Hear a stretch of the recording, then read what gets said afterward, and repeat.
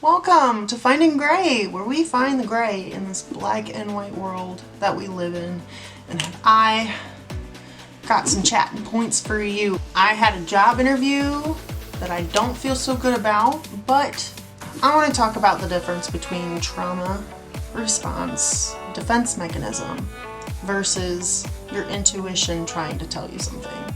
I think this is something we can all kind of relate to when we all have hints of trauma in our past and our body holds on to this trauma and it gives us reactions that we can't quite name or understand. Our brains don't quite understand why. I love that for you. Don't run your mouth, we won't have this problem. You can see the hickey really well too. That was good. Good morning. Actually, it's the afternoon now. Welcome to Finding Gray. I'm going to do my makeup again because I have some stuff to talk about. Being consistent, isn't that nice? So I had an interview with another dispensary, the one that's closer to home. I was actually really excited about it. It was a video interview, which I'm not exactly comfortable with, but you know, I'll do it. It's fine, I guess. The interview was absolutely horrible. I was excited about it, and for a little while I thought maybe it was just my nerves, like normal interview nerves. But the more I thought about it, the more I was like, man, I don't think I like the people. And the people are such a huge part of any job. I have left a lot of jobs that I enjoyed just because the people, I couldn't mentally handle being that close to people like that. The question is, what is the difference between intuition and your trauma firing off? What is the difference between your body thinking it's danger and your body actually communicating to you that this isn't good for you? There is such an ambiguity when it comes to following your intuition, because intuition feels so different for everyone. There's no one way to describe it. But in the words of ChatGPT, thank you so much for putting it into words that us humans can comprehend. The difference between a defense mechanism or a trauma response and intuition is calm. It is, you just know this is right. You just know this isn't right. You just feel calm about knowing the answer. Whereas a defense mechanism, it is your past experiences stuck in your body. It's gonna feel like panic, unsettled, and it's kind of hard to put into words, I guess. Of course, ChatGPT isn't human, but it's been trained by humans, so that makes a lot of sense. In the interview, I started trying to talk myself up, like before I got into the meeting room or whatever. I was like, you know, I really want this. This is something that I really want. I enjoy marijuana. I enjoy the field. And I had just made that video talking about how I want to go with in-depth videos on how to use it for, like, from my personal experience. And as soon as they joined the call, I felt uneasy. I think it might have been because it was two women. I really don't know how to describe it. I have anxiety when it comes to women, other women. I don't get along with them very well. I never really have. I've had like one or two close friends and then we fall out and I don't get new ones because it hurts me. I just don't get along with them. I think I have more of a mentality of a man when it comes to things like that. I feel more comfortable in a man's presence because they're not afraid to tell you, hey, this is what I'm thinking. This is how I feel about it. They lay it all out there on the table, whereas women have such an undercurrent of thoughts, emotions, subconsciously. Like, we can't even help it. It's just what we do, how we are, how we're wired, and it makes me feel uneasy. Really uneasy when I'm put in a situation where I feel like this undercurrent of energy and I can't even put words to it. I can't even justify the feeling. It's just panic. It felt like panic. As soon as I saw it was the regional manager and the store manager, and immediately warnings were going off in my head. I couldn't breathe. My glasses were fogging up. Every question they asked me, I felt like I couldn't catch my breath. I seriously felt like I had a panic attack right there in front of them. And I can't even say that they were nice about it, because I think I didn't get a bad feeling from the manager, the general manager. It was the regional manager, I think she said she was. She had this like fighting demeanor about her, like she wanted to see someone fail. She's wanting you to prove yourself so badly to her, and I will never live that way again. I will never kiss someone's fucking feet. I'm never gonna do it. But that's genuinely the feeling I got from her. Like, I should be begging her to get this job, but if you have an attitude like that, I will never want that job, ever. I would much rather live under a bridge. Easy. I lived with people like that. I will not work for them. I refuse. That's why I left the warehouse. It was people like that everywhere, and you can't get away from them. It felt like a trauma response. By the end of the interview, I was still willing to think that maybe I had a chance. Maybe it really was just nerves and they could look past that. I was thinking, just calm down, think about it. Were my answers true? I really just wanted to sit down and really think, like, I can still have hope, right? And I did for maybe 30 minutes. And then I kind of had this feeling that maybe it was something a little deeper than just the nerves. It was a little thicker than just your normal job interview anxiety. I say, in my life, I was wired. My nervous system is wired to feel danger if I don't feel comfortable. If I feel like I am not being treated right, I will feel danger anytime I think that. I feel panic if I feel like I have a problem. As I even had this I have this problem in my relationships all the time. I struggle very, very hard to say what is wrong, to say I have a problem. And I am working on it, but it's genuinely, that is my PTSD. It's going to stay with me forever. And I'm trying really hard. To stand up for myself. And I think that's what this video is. I'm not just going to sit here and gloom and doom on my own gloom, okay? I'm just going to accept that maybe it was a trauma response, but maybe that fear is a disguise. Maybe that was a disguise for awareness. Maybe my body understood that this wasn't a good environment for me before my mind could catch up, because I thought weed, marijuana, I love the field, and they were talking about medical training, and that's something I was wanting. That's something I was looking forward to when I did work at the other dispensary. On paper, it's exactly what I want. It's close to home. It's a good paying job, and it's part-time, so I could still do my YouTube and be dedicated and try. But I think I really sat down and I realized it's not. I think that trauma response was just really telling me that this isn't right. It's like, if I'm triggered this much by the interview, I can't imagine working there. Maybe I was stereotyping an industry. I thought we were all understanding and on the same page. And I guess you can't really say that for anyone.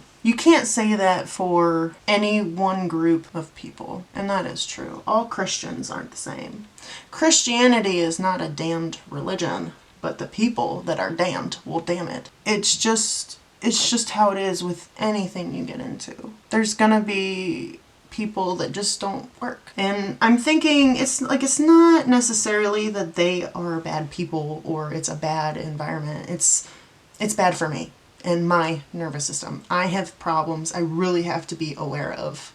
I can't keep ignoring them. That's not how I want to live. That's what all of this was for. I lived in the basement for 2 years so that I could be here in front of you in my own apartment, because I decided I wasn't going to be walked on anymore. I decided I was going to stand up for myself. And it's worth the fear and the anxiety and the trauma response to sit here and actually listen to myself. When I think about that dispensary and that interview, I just don't see it. I just don't see a future there for me. I think my nervous system really did clue me in on something my mind couldn't quite grasp. And that was, on paper, it was everything I wanted. But the people that I work with are just as important as the job itself. Really what I wanted was to make a living, make a life with my partner. I found my partner and I lost the living. So it's like, where do we go from here? And When I think about a job, I don't feel the anxiety that I used to be honest. I used to feel this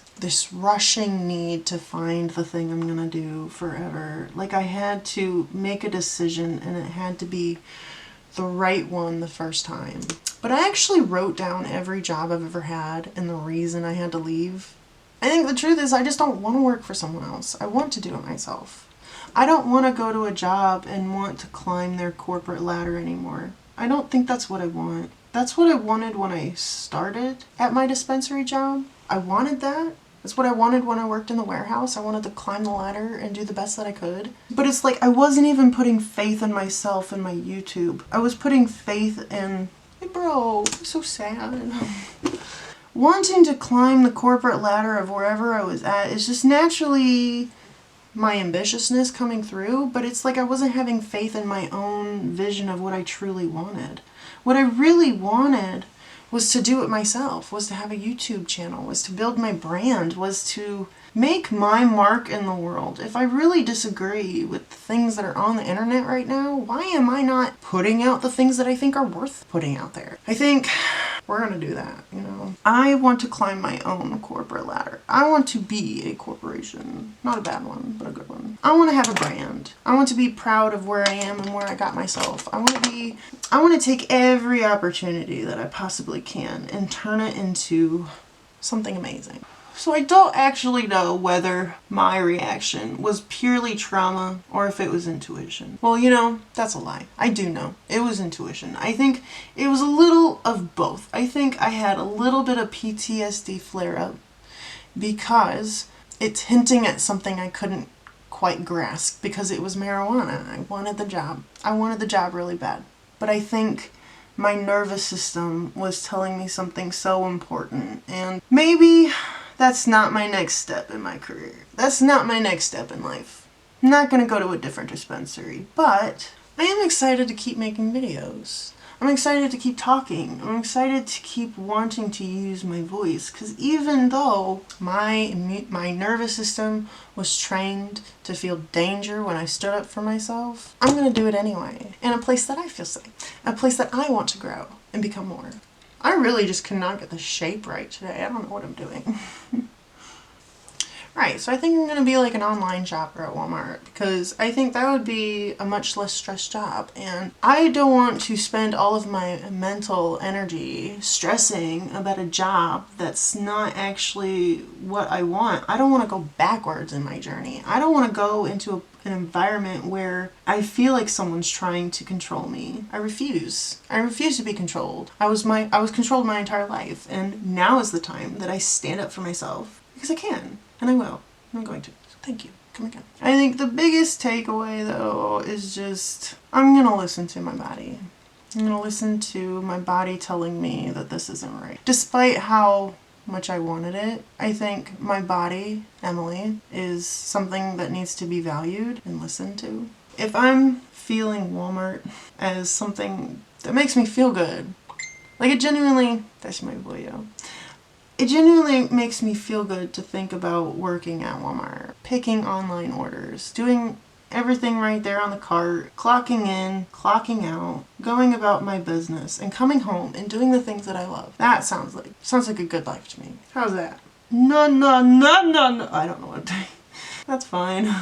No. Anyway, I'm listening to my body because that was the whole point. That was the whole point of being here and doing this. And I am happy that I found my boyfriend from my job trauma or intuition. I think in my case it was a little of both, and I am excited to hopefully get a job at Walmart. I think that's something I would rather do for a little while. I have a lot of plans. I have a lot of plans with my boyfriend. He asked me to marry him for real, and I said yes, for real. I own you. Do you? I do. I own copyrights to your existence. You own me. I own you. So that is in our future. We'll have a honeymoon and we'll go to Japan. That's currently what we're working towards. And that just lights me up. That just makes me feel amazing. I love having plans. I love having a goal to work on with him. He says it's not a goal. He says it's just what we're going to do. That's all I really want. I just want the life. And I think I found the person I want to do the life with. And even if we aren't making money together right now, I feel real opportunity. I feel real possibility with him. He's not just all talk. He's not just some guy that wants to stake his claim on me. Are you just recording me to record me? Yes, 'cause I love you. Like, it's the found footage where this is the last thing that people see of me. He was wearing a Rick and Morty shirt. Lost tapes and all that. It'll be buried deep within the ground next to your body. It'll be buried in your ass. I'm Chase with KUL TV News. You know, we are now missing one of our Mr. Vapors Ultra. If you can see it and find it, let us know. It was last seen in a ravenous cave. Dear Lord. Oh, God. He's the one. He's the one I want to spend it with. He's the one I want to grow it with. And I think we'll do all right together. I'm excited. Very, very excited. So Walmart and YouTube will be in my future. I think that'd be great. I'd be so happy with that. You know, just a simple life. It was like, even though the dispensary was something that I really wanted, I don't really see it as a failure. I don't see it as a failure. I see it as me finally listening to myself and taking my mental health and my health seriously. My environment and where I put forth my energy matters so much. That looks weird. It's fine. I don't see it as a failure that the other dispensary didn't work out. I genuinely see it as something that I am more than willing to move on. Just listen to myself for once. You know, I think I deserve that. Just listen to the fact that I don't want to be held to unobtainable expectations. And I think I felt this like unspoken energy there. Whereas the other dispensary I worked at, it felt so personal. It felt like this unspoken energy of you have to impress these people. You have to give them your life. You have to fall on your knees and prove that you are going to go above and beyond what's asked of you. And I mean, I understand your eagerness to kind of find someone like that, but we're also in 2025. We are, I hate to say it, but we're kind of changing the way that things are run around here. I genuinely thought that marijuana itself was an industry that just saw people differently. But I'm starting to think I was stereotyping, and only some of them are like that. So, Walmart may not treat people like people, but it still feels a hell of a lot safer than being in such a closed-in environment with someone who didn't feel safe to me. You know, I made this a long time ago. Look how cute. I sewed the inside and then I crocheted the back and I sewed them together. I was so proud of these. I wanted to make videos on how to make them. I was trying to come up with a pattern on how to explain how to do it, but it was way too complicated. Oh my gosh, I love that. It's called Love Triangle. Yeah, I'm kind of excited to spend more time on YouTube. Try to get a little more invested and figure out what is another way that I could earn money. Could I sell those wallets? Could I make Cricut shirts? I could customize t-shirts and do that and do it on YouTube as we're chatting, talking about life. I think I'm done talking about it. I just want to do it. I think we're finally at that point that it's like, I don't want to pretend that I don't want this anymore. This is my calm knowing. This is the calm intuition that I know that I enjoy this. Not intuition that I'm going to succeed, but intuition that I enjoy this. I feel safe doing this. And it's always felt like my future. So here I am. This one.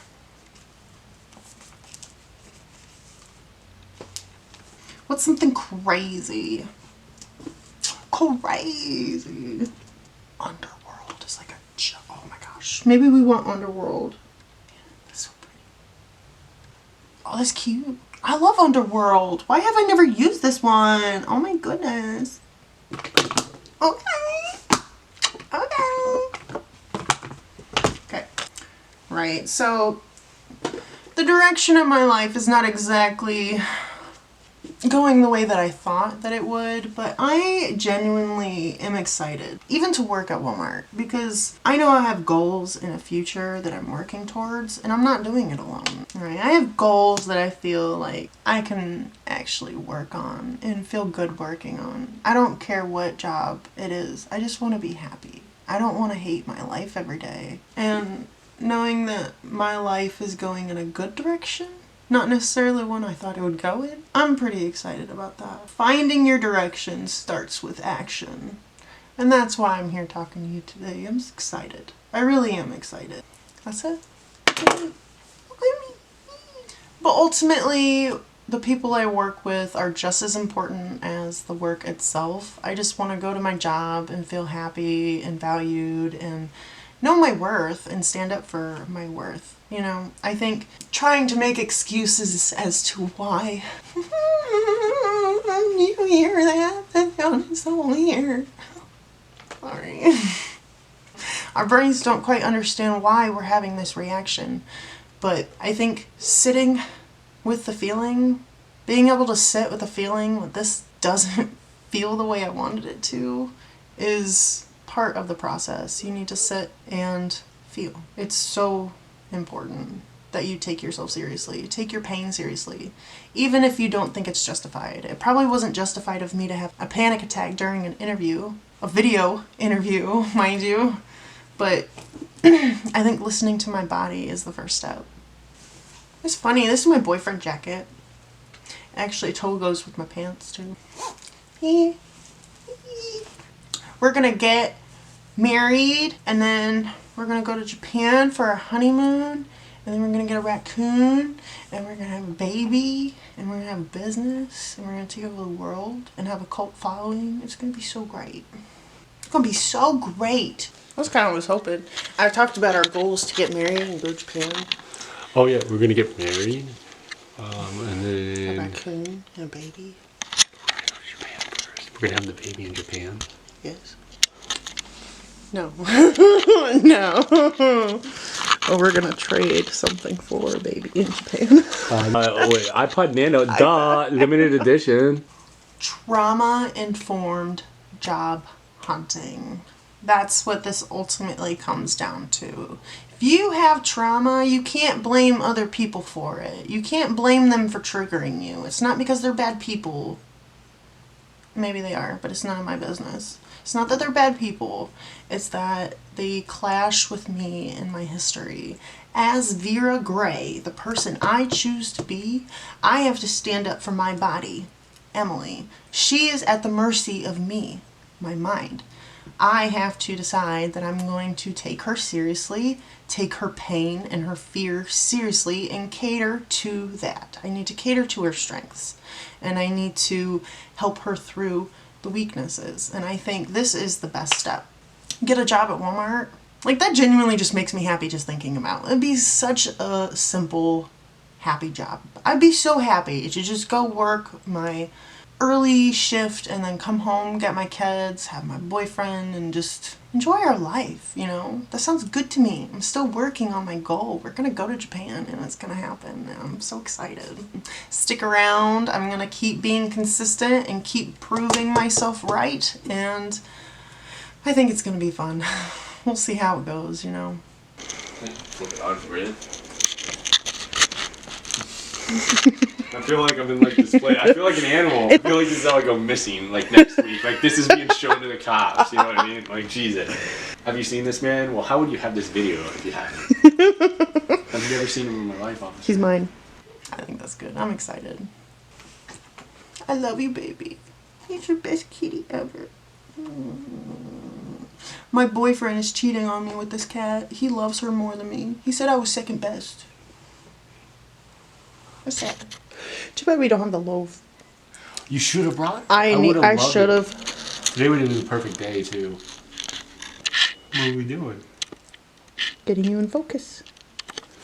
Should I be doing something? Do you want to? You just do whatever you want. We're just hanging out. Love you so much. I love you so much. You're my perfect boyo. I'm glad. All right, thank you so much for being here, and I will talk to you soon. You know, I use ChatGPT again to help me with the wording, because I told ChatGPT what happened to me at the interview and my conclusions, and then ChatGPT paraphrased everything I said, and it made it into a very digestible chunk of information that I could relate to you in a much more organized fashion. Right, thanks ChatGPT. Oh, let's go eat something. Yummy. Get it.